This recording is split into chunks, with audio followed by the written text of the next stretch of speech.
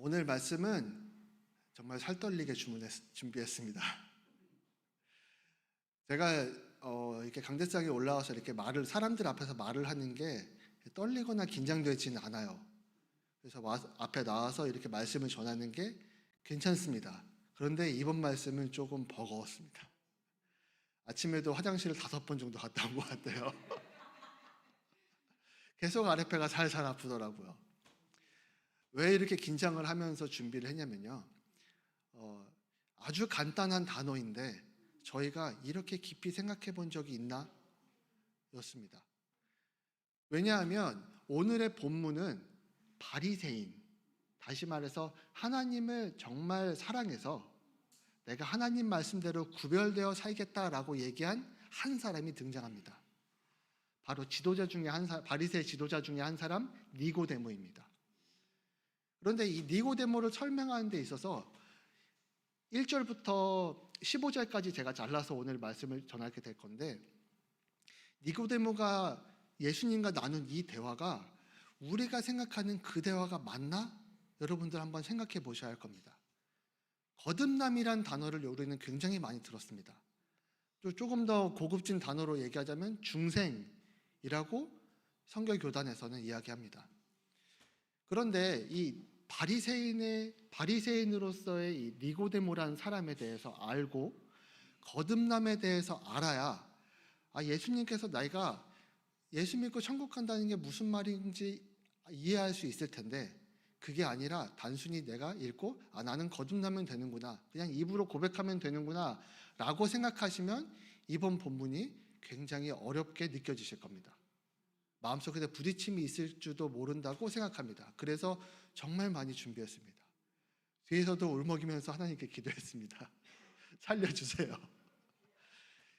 여러분들도 거듭남이라는 단어를 굉장히 많이 들어보셨을 거고, 교회 다니면서 이 거듭남이라는 단어에 대해서 굉장히 익숙하실 겁니다. 그래서 여러분들은 생각하실 겁니다. 나는 거듭난 사람이야. 그런데 중요한 것은 바리새인도 그랬다는 겁니다. 바리새인도 예수님이 아직 이 땅에 오신 상태였기 때문에 이 땅에 하나님을 알고 있는 사람, 즉 이스라엘 백성들은 모두 다 하나님을 알고 있었습니다. 율법을 지키고 있었습니다. 율법을 지킨다는 건 하나님을 사랑한다는 말입니다. 다시 말해서 바리새인뿐만 아니라 유대인 모든 사람들은 자기가 하나님을 사랑한다, 하나님을 믿고 있다라고 생각했다는 말입니다. 그 중에 대표적인 사람이 니고데모로서 오늘 등장한 겁니다. 그러면 니고데모의 출처는 바리새파 사람입니다. 바리새파가 뭐냐? 어려우실까 봐 간단하게 설명을 빠르게 드리겠습니다. 바리새파라는 얘기는 파라쉬라는 단어에서 유래되었습니다. 그 말은 분리시키다라는 뜻이에요. 여러분들 가끔 들어보셨을 거예요. 세상과 구별되어 살아야 합니다 라는 얘기 들어보신 적 있으시죠? 그게 여기서 유래된 겁니다. 바리새파들은 철저하게 말씀 안에서, 하나님 안에서 세상 사람들, 다시 말해 이방인, 하나님을 믿지 않는 사람들, 원래는 하나님 믿지 않는 사람들이 되어야 하는데 점점점 이게 강화가 되다 보니, 붙들고 살다 보니 예수 믿지 않는 이방인들은 하나님 믿지 않아, 우리만, 이스라엘 백성만, 다윗의 자손만, 아브라함의 혈통을 따른 사람만 우리가 구별되어 있는 거야 라고 생각하기 시작합니다. 그래서 이 분리라는 이 거룩한 단어가, 구별되어 살라라는 이 단어가 점점 이상한 쪽으로 흘러가게 됩니다. 그리고 이들은 하나님의 말씀을 굉장히 중요하게 생각했기 때문에 회당 중심, 다시 말해 교회 중심으로 삶을 살아갔습니다. 그런데 두 가지 중요한 이 바리새파 중에 중요한 부류가 2명 있습니다. 이 샴마이와 할렐이라는 2사람입니다. 이 2사람은 각각 바리새파였으면서도 중요한 위치를 따릅니다. 샴마이 같은 경우에는 율법을 정말 고지식하게 믿습니다. 예를 들어서 이겁니다. 성경에는 아내가 수치를 일으키면 남편이 이혼을 해도 된다라는 이야기가 있어요.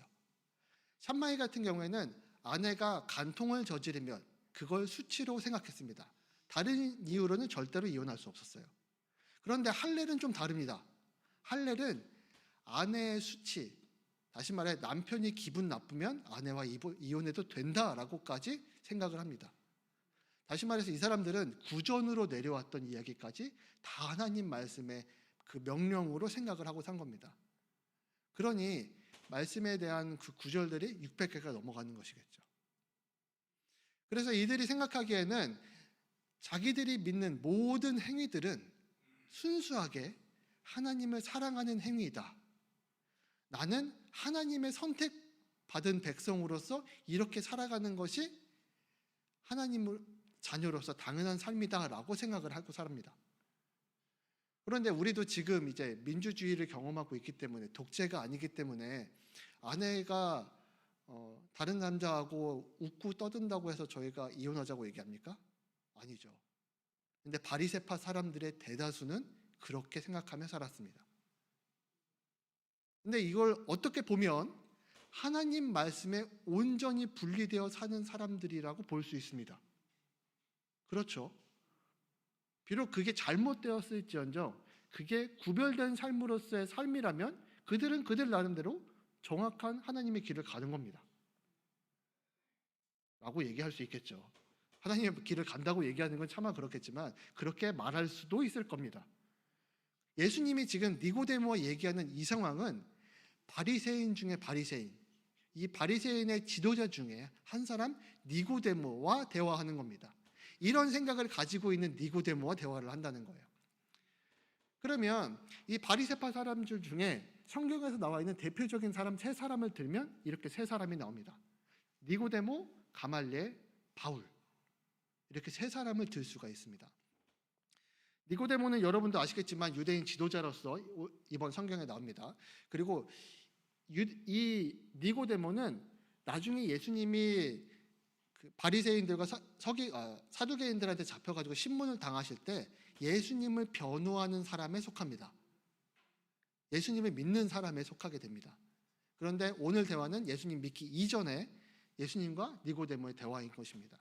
그리고 마지막 세 번째로는 예수님이 정치범으로서, 우리말로 쉽게 표현하자면 정치범으로서 십자가에 달려 돌아가셨습니다. 그런데 사도 요한하고 니고데모가 예수님의 시신을 받아서 장사를 지낸다고 빌라도에게 찾아갑니다. 이 얘기는 뭡니까? 나는 예수님을 믿고 있는 사람입니다. 예수님을 사랑하는 사람입니다. 라는 증거가 되기 때문에 목숨이 위태로운 상황이 됩니다. 그럼에도 불구하고 니고데모는 예수님의 편에 서서 예수님을 하나님의 아들이라고 믿고 있는 사람이었던 겁니다. 두 번째, 여러분들 이 말은 설교 시간에 주로 들어본 이름은 아닐 수도 있습니다. 가말리엘이라는 이름입니다. 이분을 어떻게 얘기를 하게 되냐면 바울이 자기의 스승을 얘기할 때 가말리엘의 제자라고 이야기를 합니다. 사도행전 22장 3절에 이렇게 나옵니다. 가말리엘의 문화라고 얘기합니다. 그런데 가말리엘은 아까 제가 삼마이하고 할렐이라고 말씀드렸죠. 가말리엘은 할렐이라는 사람의 손자입니다. 그러니까 이 가말리엘의 생각은 무슨 생각이냐면 하나님에 대해서 엄격하게 지키는 사람입니다. 그래서 제자들이 많아요. 엄격하게 지키는 사람이라서. 그런 제자 중에 한 사람이 바로 바울입니다. 이 가말리엘은 율법 교사고 백성에게 존경을 받습니다. 왜냐고요? 하나님의 말씀을 엄청 잘 지키니까요. 엄청 열심히 지키는 모습이 일반 사람들로, 예수 믿지 않는 사람들이 봐도 저분은 정말로 하나님의 뜻을 따라 사는 사람이야 라고 생각할 정도로 대단한 사람이었다는 겁니다. 그런데 이 가말리엘을 예수님께서 예수님의 제자들과 가말리엘의 일화도 있지만 가말리엘이 예수님의 숨겨진 제자다라고 보시는 분들도 있지만 아닌 정황이 훨씬 많습니다. 가말리엘에 대해서 여러분들이 잘 생각하셔야 됩니다. 왜냐하면 이 가말리엘의 제자가 바울이라는 데 있습니다. 자, 바울이 어떤 사람인지 알려면 바울이 한 얘기를 들으면 도움이 될까요? 안 될까요? 될까요? 저는 참 잘생긴 사람입니다. 도움이 되겠습니까? 제 입으로 얘기한 건 솔직히 도움이 안 될 겁니다. 하지만 저를 지켜본 저의 아내가 남편은 못생겼어요. 남편은 고집도 세요. 이런 얘기라고 한다면 증인으로서의 역할을 할 수 있습니다. 다시 말해 저는 볼 때 사도 바울이 자기 스스로에 대해서 얘기하는 건 그렇게 믿을 만한 이야기가 못 된다고 생각합니다. 그래서 찾은 게 누구의 고백이냐면 아나니아의 고백입니다. 바울이 다메섹으로 이스라엘 백성 중에 기독교인을 잡으러 오고 있었습니다. 왜 다메섹으로 이 사울이 다메섹으로 가게 됐냐면 이전에 사도 바울이 예루살렘에서 스데반을 돌로 쳐서 죽였어요. 예루살렘에 기독교인들이 남아있으면 어떻게 되겠습니까? 스데반도 죽었는데 다 죽겠죠. 그래서 다메섹으로 도망갔습니다. 그럼 다메섹에 있는 그리스도인들이 벌벌벌 떨고 있는데 그 사울이 다메섹으로 잡으러 온다는 거예요. 당연히 무섭겠죠. 거기에 지도자 중에 한 사람이 아나니아입니다. 아나니아가 이렇게 기도를 하고 있었는데 갑자기 하나님께서 이렇게 얘기합니다. 저 다메섹 저 안쪽으로 가면 사울이 있을 것인데 사울한테 안수하고 눈을 뜨게 해줘 라고 얘기합니다. 그랬더니 아나니아가 바울에 대해서 정확하게 이렇게 얘기합니다. 이 사람에 대하여 내가 여러 사람에게 듣사온즉 그가 예루살렘에서 주의 성도에게 적지 않은 해를 끼쳤나이다 하더니 예루살렘에서 이미 많은 사람들을 죽여서 그게 정말로 안 좋은 소문으로 돌고 있습니다. 여기서도 주의 이름을 부르는 모든 사람을 결박할 권한을 대제사장들에게 받았나이다. 여기 오면 저희들 다 죽습니다. 사울의 지금 모습은, 그러니까 바리새파의 사울의 모습은 딱 이 모습인 겁니다. 어떻게 보면 열심당원으로 볼 수 있는데 열심당원하고는 위치가 다릅니다. 열심당원은 정확하게 표적이 있었어요. 로마. 열심당원이라는 얘기 여러분 들어보셨을 겁니다. 무엇인가 열정적으로 칼을 차고 다니는 사람, 이런 사람들 얘기하는데 이 열심당원은 정확하게 목표가 로마였습니다. 이스라엘은 하나님이 통치하시는 나라인데 로마가 통치할 수 없다라는 정신으로 살아갔던 것이 열심당원입니다. 그렇기 때문에 사도 바울은 같은 이스라엘 백성들을 죽였죠. 열심당원이 아닙니다. 바리새파의 강경한 사람들입니다. 그러므로 여러분들이 보실 때 사울을 보고 가멀리엘을 보고 니고데모의 그 전철을 생각을 해보면 바리새파가 기독교인들에 대해서 호의적이겠습니까? 호의적이 아니겠습니까? 호의적이지 않습니다. 다시 말해서 바리새파는 모든 민중들의 편에 서서 그 명예와 그 존중을 받으며 살아왔던 사람들인데 기독교인들이 나와서 사랑합니다. 서로 사랑하세요. 하나님의 뜻을 이룹시다. 이렇게 얘기하고 있으면 제 위치가 흔들리잖아요. 바리새인의 위치가 흔들리잖아요. 그래서 예수님을 모함해서 죽이는데 가담하게 됩니다. 그러나 여러분들이 분명 아셔야 될 건 바리새파는 처음부터 예수님께 적대적이었던 관계가 아니었습니다. 예수님도 민중 중에 한 사람이었죠. 바리새파 입장에서는 예수님을 포섭하는 게 먼저였습니다. 그래서 그렇게 많은 지도자들을 예수님께 보내서 질문과 답변을 한 겁니다. 바리새파 입장에서는 이 사람이 도대체 누구냐? 우리에게 득이 될 사람이냐? 아니면 우리를 실망시키고 우리를 위협할 사람이냐? 판단하기 위해서 그렇게 많은 사람들을 보내는 거예요. 서기관도 보내고 다른 바리사인들도 보내고 아니면은 어떤 이상한 아픈 사람도 보내고 부자 청년도 보내고 이렇게 보냄으로 인해서 예수님에 대해서 간을 본 사람들이 바리새파입니다. 그러면 이 바리새파 사람들과 이 오늘 본문에 그 중에 니고데모와 대화하는 이 과정 속에서 우리가 도대체 거듭남을 어떻게 봐야 되느냐, 여기부터 시작을 하는 겁니다. 니고데모는 예수님께 나와서 이렇게 얘기를 합니다. 밤에 와서 아무도 없는 곳에 와서 슬쩍 예수님께 와서 물어보는 겁니다. 예수님 당신은 하나님께로부터 온 것을 내가 알고 있습니다. 라고 얘기합니다. 자, 여러분 여기서 주의하셔야 될 게 뭐냐면 니고데모는 즉 바리새파의 어떤 사람들은 예수님이 하나님께로부터 왔다는 것에 동의하는 사람들이 있었다는 겁니다. 하나님의 아들인지 것까지는 글쎄요. 잘 모르겠지만 최소한 예수님이 하나님에게서부터 왔다라는 생각을 갖고 있는 사람들이 있었다는 거예요. 본문에는 니고데모 한 사람만 기록되어 있지만 이런 류의 사람들이 있었습니다. 그래서 예수님이 바리새파의 효과가 좋으면, 이득을 주는 사람이면 예수님을 포섭할 생각으로 있었던 거예요. 그래서 이 니고데모가 한 고백이, 예수님이 당신은 하나님께로부터 이 땅에 오신 것을 제가 알겠습니다. 그런데 무엇을 보고요? 당신이 하는 표적들, 이 표적들을 보니까 예수님, 당신이 하나님께로부터 온 것을 내가 알겠습니다 라고 얘기한 게 질문의 시작입니다. 자, 그런데 다음 절에 예수님께서 생뚱맞은 얘기를 합니다. 아니 이게 도대체 무슨 연결이야 라고 한참 고민하실까 봐 제가 설명을 드립니다. 사람이 거듭나지 아니하면 하나님의 나라를 볼 수 없느니라 라고 얘기합니다. 아니 하나님께로부터 와서 이 표적들을 이룬 거 보니까 하나님께로부터 왔습니다 라고 얘기했는데, 갑자기 사람이 거듭나지 아니하면 이란 말로 이해가 약간 어색한 문장의 흐름이 됩니다. 질문과 답이 좀 안 맞는다는 느낌이 듭니다. 그런데 여기서 주의하셔야 볼 건 뭐냐면, 하나님께서는 니고데모가 어떠한 마음으로 예수님께 접근을 해서 대화를 시작하셨는지를 여기서 짚고 가는 것입니다. 하나님의 나라를 니고데모는 어떻게 확인을 했습니까? 예수님의 이 표적을 가지고 확인했습니다. 예수님이 하셨던 모습들, 이야기들을 보고 예수님이 하나님께로부터 왔다는 것을 알아차렸습니다. 왜? 바리새인들은 하나님의 말씀을 지키는 모습들을 가지고 나는 하늘나라에 가는 사람이다라고 생각했으니까요. 여기까지는 예수님이 하나님이다라는 걸 이 니고데모는 인정하고 있는 게 아니에요. 예수님이 하나님의 아들이라는 것을, 하나님께 모든 권한을 받고 오신 분이라는 것을 인정하는 게 아니에요.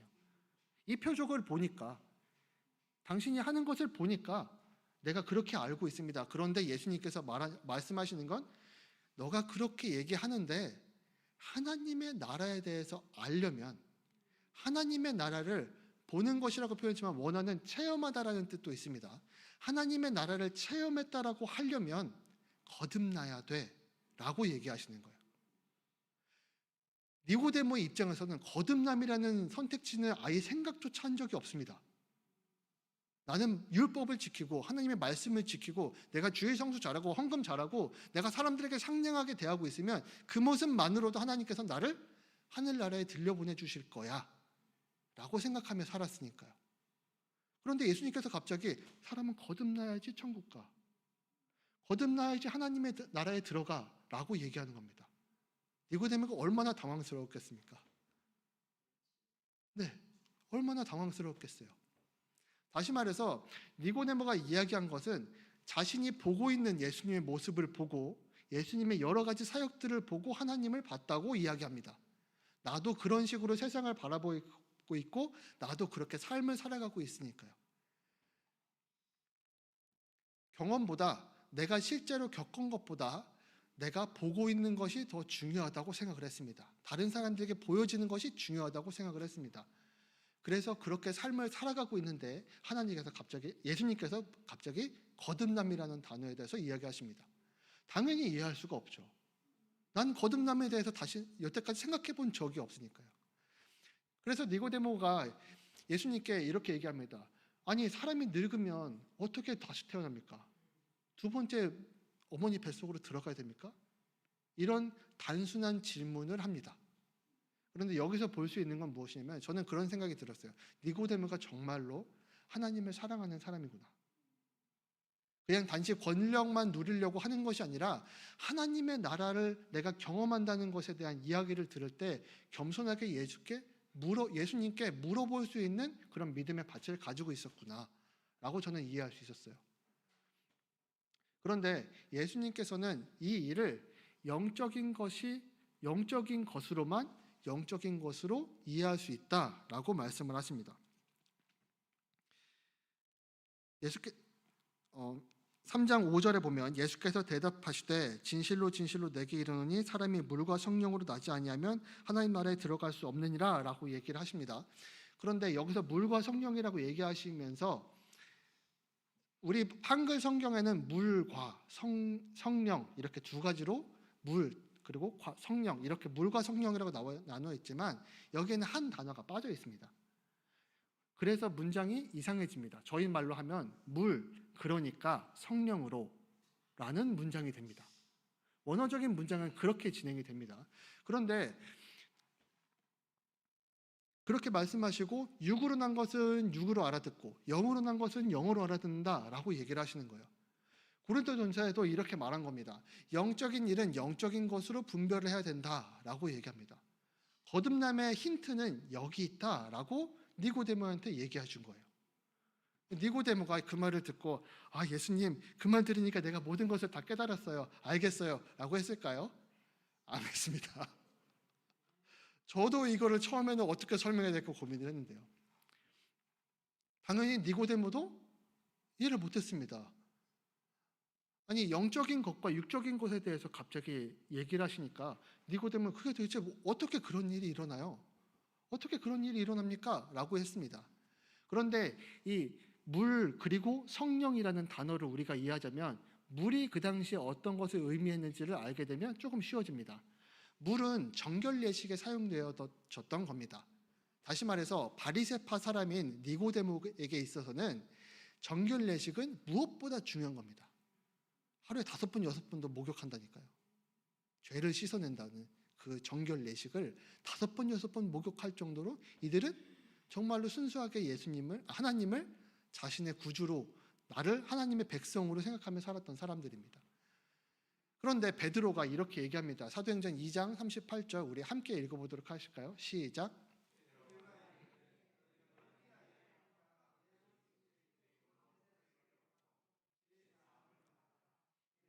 성령을 선물로 받으리니.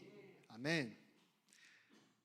물로 죄사함을 받는 것, 그것을 무엇이라고 얘기하냐? 그러니까 물이라는 것은 너희가 죄사함을 받는 거야 라고 얘기했는데 베드로가 여기서 회개라는 단어를 사용합니다. 베드로는 죄사함이 뭔지 정확하게 알아요. 거듭남이라는 그 포인트가 뭔지 정확하게 압니다. 왜냐하면 베드로는 예수님을 배신해서 잘못한 적이 있었으니까요.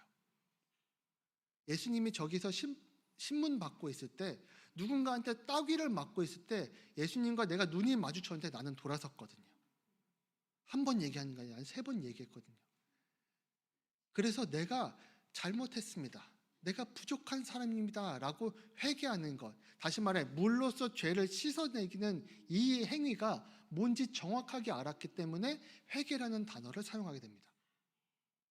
그래서 여기서 나오는 물은 죄를 씻음, 다시 말해 저희가 얘기할 때는 회개가 되는 것이겠죠. 그러니까 이 회개를 한다는 것은 성령을 받는다는 것과 같은 말입니다. 이게 같은 단어가 아니라 이어지기 때문에 같은 말이 된다는 얘기예요. 내가 회개를 하게 되면 그 즉시 성령님께서 우리들에게 오신다는 겁니다. 그것이 하나님의 선물이라는 거예요. 그래서 디도서에는 이렇게 말합니다.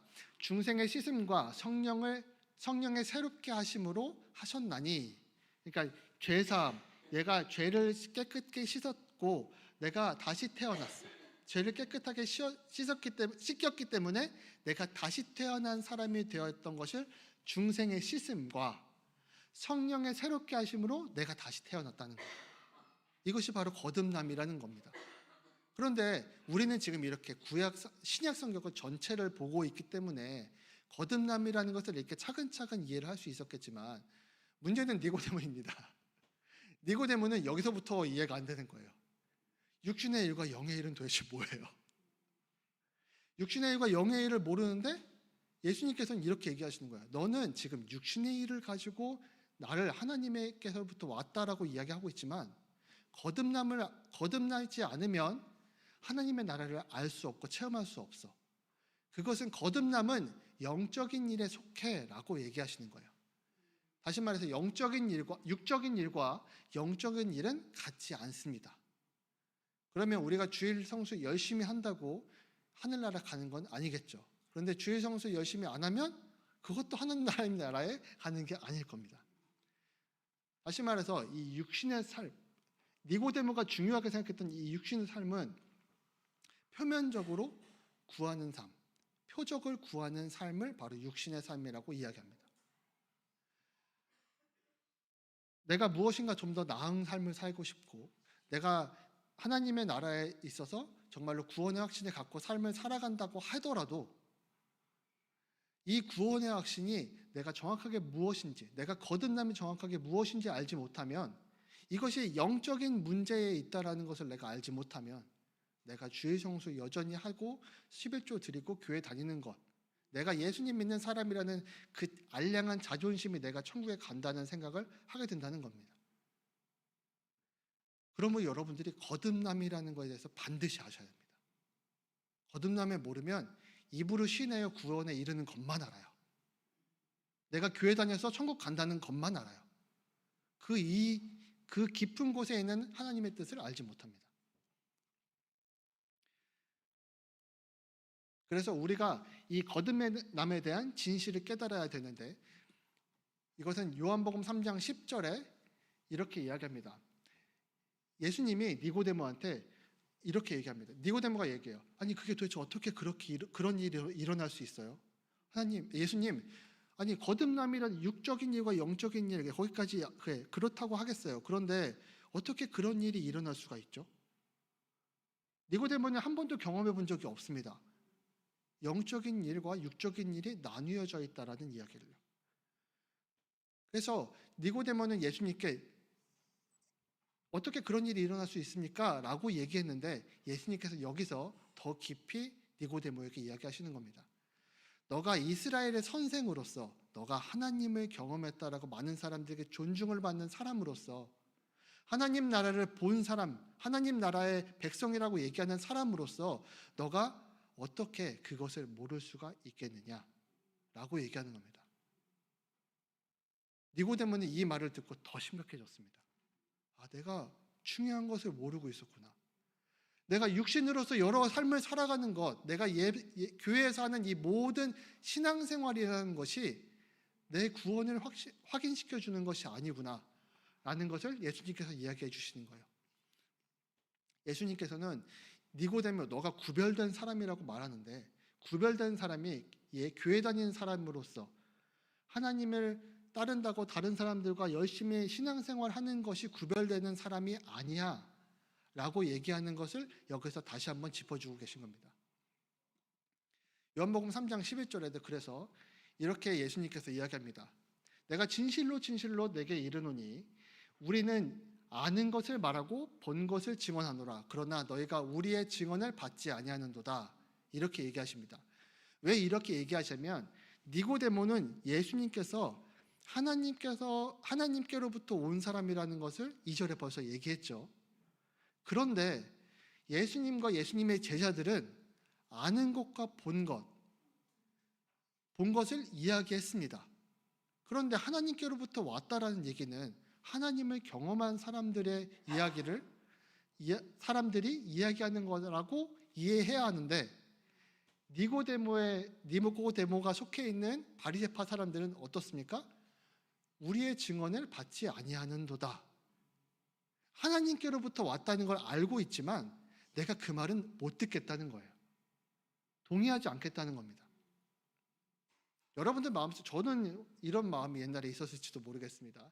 요즘에는 그런 마음 안 먹으려고 마음을 많이 다스리고 주님께 구하고 있지만, 예수님께서 정말 많은 상황들로 이끌어 주시지만 제가 기분 나쁠 때가 있어요. 누군가 나한테 나쁜 말을 그러니까 서운한 말을 하거나 나한테 나쁜 말을 해서 내가 기분이 언짢을 때가 있습니다. 그러면 이런 생각 들겠죠. 하나님, 제가 이렇게까지 해야 돼요? 하나님, 도대체 이거 뭐예요? 왜 저한테 이러세요?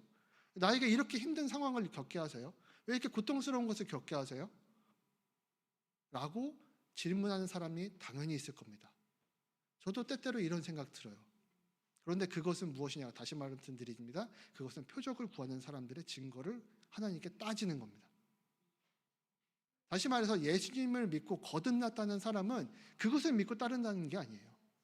세상에서 일어나는 여러 사건들이 예수님을 하나님으로 고백해야 되는 그 거듭남을 얘기하는 거기에 있다는 것이 아닙니다. 그러니까 자꾸 놓치고 사는 거예요. 거듭남을 거기에다 두고 있으니까. 이 땅에서 형통한 것이 내가 거듭났다는 것을 착각하고 살고 있으니까. 12절에 그래서 이렇게 얘기합니다. 예수님께서 땅의 일을 이야기하고 있는데 내가 너희들에게 하늘의 일을 이야기한다고 너희가 알아들을 수 있겠니? 라고 얘기합니다.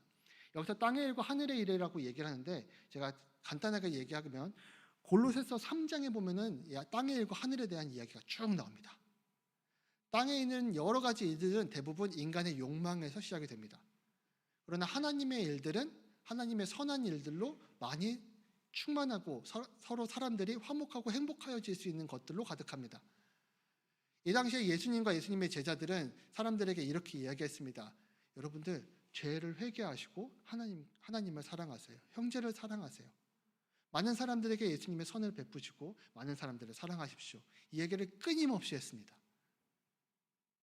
이렇게 얘기하면 어떻게 됩니까? 사랑하지 않는 모습을 보고 사랑하라고 얘기하니 내가 사랑하지 못한다고 얘기를 받는 이 사람은 저는 기분이 나빠요, 좋아요?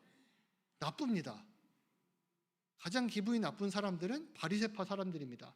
나는 신앙생활 한다고 열심히 생각을 했어. 나는 예수님 믿는 사람이라고 열심히 삶을 살았는데 내가 뭐 하는 것 보고 그거는 예수님의 본질이 있는 거 아니에요.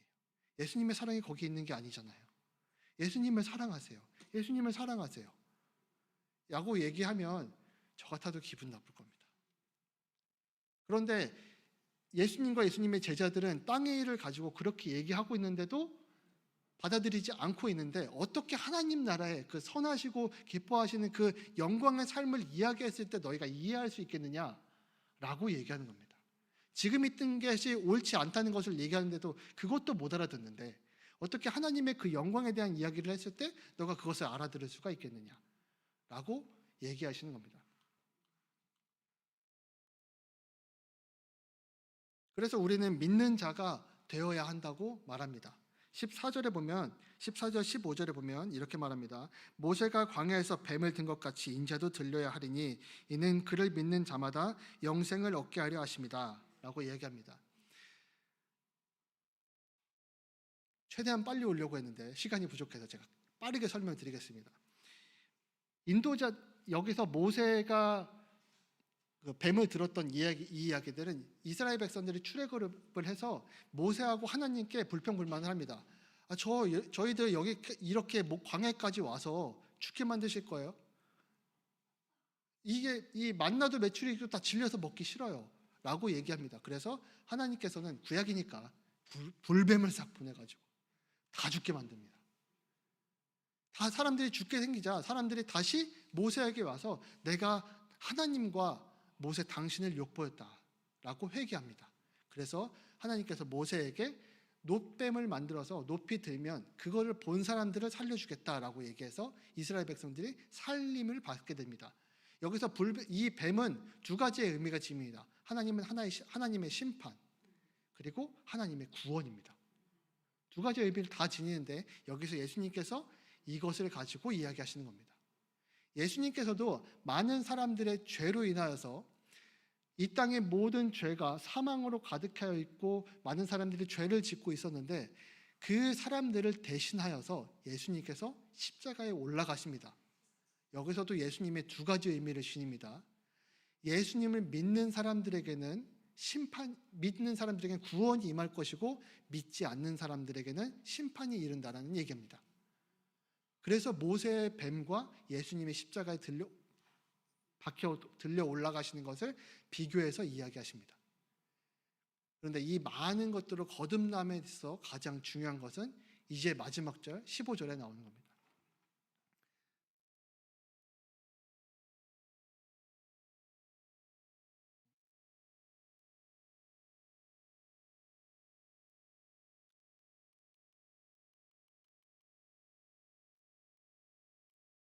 제가 다 설명을 드린 거고, 모든 것 위에 믿음의 방패를 가지고 우리가 예수님께 나아가야 합니다. 왜냐하면 이 믿음이 왜 중요하냐면 사탄은 아담과 하와를 공격하고 예수님이 광야에서 금식하실 때 공격했던 그 방식 그대로를 사용하여 우리를 공격합니다. 무기는 단 한 가지입니다. 그런데 이 무기의 단 한 가지가 너무너무 강력하기 때문에 예수님께서 믿음을 지키라라고 얘기합니다. 이 강력한 무기는 바로 의심입니다. 아담과 하와 때 하와에게도 하나님께서 너에게 이것을 다 주라고 했어? 정말 진짜야? 하나님이 선악과 먹지 말라고 한 건 이것은 너에게 무엇인가 숨기는 게 있어서 그래. 아니, 나는 얘기 듣기로는 이거 하나님처럼 된다는데? 라고 얘기했습니다. 그래서 하와는 그 유혹에 의심의 마음속에 새겼고 그 의심으로 말미암아 범죄를 저지릅니다. 예수님께서 광야에 나가서 사탄에게 시험 받으신 것도 똑같은 상황입니다. 사탄은 예수님에게 얘기합니다. 예수님 하나님 아들이시라면서요. 그런데 여기서 이렇게 굶고 계세요. 이 돌을 떡으로 만들어서 먹으세요. 하나님 아들이시라면서요. 예수님께서 직접 하세요. 왜 하나님의 도움을 구해요? 그렇게 얘기했는데 예수님께서 꿈쩍도 안 합니다. 두 번째 시험 또 합니다. 예수님을 높은 데 올라가서 떨어지면 천사들이 구해줄 거예요. 하나님 아들이시잖아요. 하나님까지 필요 없어요. 예수님이 알아서 하실 수 있어요. 라고 얘기합니다. 그래서 예수님이 얘기합니다. 시험하지 말라고 얘기합니다. 사탄은 태고 때부터 지금까지 여전히 우리들에게 의심을 불어일으킵니다. 너가 교회를 열심히 다니고 모든 성도에게 존경을 받는 그런 권사고 장로고 집사고 전도사고 목사인데 이게 목걸이 뭐야? 왜 맨날 이렇게 힘들게 일해? 왜 이렇게 맨날 힘들게 살아? 그러니까 하나님 말고 다른 생각도 해봐. 하나님이 안 도와줄 때도 있을 거 아니야. 하나님이 너에게 대답하지 않을 때도 있을 거 아니야. 그걸로 거듭남이라는 이 믿음을 흔들고 있기 때문에 그렇습니다. 그래서 성경이 말하는 겁니다. 모든 것 위에 믿음의 방패를 씌우고 가라고요. 오늘 본문은 15절에도 똑같이 말씀하십니다. 이는 그를 믿는 자마다 영생을 얻게 하려 하십니다. 여러분들이 거듭남을 받았다는 것은 예수님을 믿는 그 믿음 하나입니다. 예수님이 십자가에 못 박히셨다라는 그 사실을 믿는 것이 여러분들의 믿음의 전부입니다. 예수님이 하나님의 아들이시라는 것을 믿는 것이 그 믿음의 전부입니다. 내가 어떻게 힘든 거를 좀 당하면 어떻습니까? 내가 좀 더 고통스러운 것들을 당하면 어떻습니까? 나에게 중요한 건 예수님을 믿는 그 믿음 아니겠습니까? 그게 우리 예수 믿는 사람들이 믿어야 하는 거듭남의 비밀입니다. 그러니까 여러분들 내가 힘들게 산다고 불평하지 마십시오. 굉장히 미련한 일이 됩니다. 그것은 눈에 보이는 표적을 따르는 사람들의 이야기가 됩니다. 만약 그 표적이 흔들리면 나의 믿음도 흔들린다는 얘기가 돼요. 여러분들 거듭나셨다라고 스스로 믿고 계시죠? 그 믿음은 예수님을 믿는 그 순수한 믿음입니다. 그게 바로 영적으로 믿는 것이고 그게 하나님 나라를 체험하고 삶을 살아가는 것임을 여러분들 흔들지 말고 믿으시기 바랍니다.